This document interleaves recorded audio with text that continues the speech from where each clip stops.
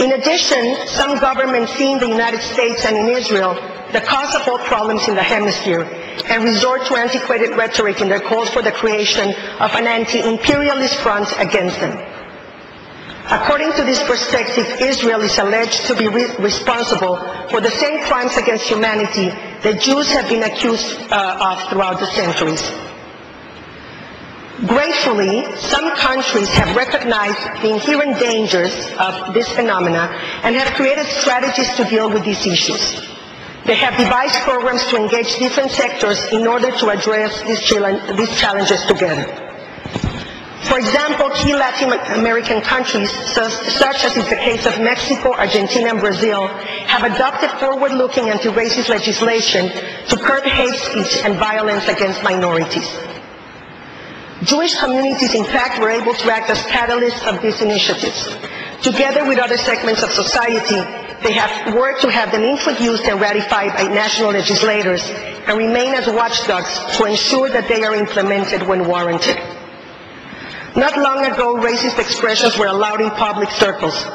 Today, not only has racism in general and anti-Semitism in particular become politically incorrect, but they are characterized as crimes sanctioned by law. We should all feel gratified by the fact that in the Americas, relative progress has been made in confronting this social disease of racism through legal and educational mechanisms fostering integration and inclusiveness. However, in the context of an increased globalized international environment, nobody is immune to destructive and polarizing forces. Our hemisphere has truly an unprecedented opportunity in the framework of its most important multilateral body, the OAS, to lead the way for many others around the world. Through the elaboration and adoption of the Inter-American Convention Against Racism and Discrimination, a strong pronouncement can be made against those who insist on using prejudice to sow the seeds of discord among peoples and nations.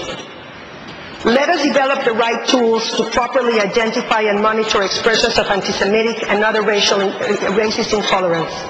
Let us establish either effective preventive measures through education or remedial action through law enforcement in order to ensure that it remains in the margins. We strongly believe in the incorporation of curricula at every school level, including college, both in the public and private spheres, which aim at fostering a culture of acceptance of the other.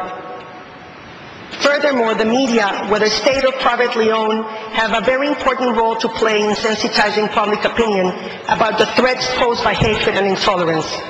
A commitment on their part is to fight the use of stereotypes and to increase awareness about the ills brought about by prejudice should be sought and secured. We are all aware as well that Internet poses a real challenge due to the explosive growth of sites that spread hatred in every language. Perhaps agreements at inter-American and international levels might provide some plausible channels to curb the use of the Internet for these deeply harmful actions. Again, the Americas should be at the forefront in this crucial task. I thank you once again for allowing the American Jewish Committee to weigh in on such momentous discussion, which hopefully will lead to the creation of effective mechanisms to guarantee the prevalence of a more integrated, diverse, and equitable inter-American community. Thank you so much. Thank you very much, Dina, for this presentation. And there may be a number of interesting questions that may be posed in the question and answer period, such as the role that media and the new technologies can play in educating and in advocacy as well, and how those which may be seen as a challenge can also be seen as an opportunity, provided that they are used in the right context, in the right way.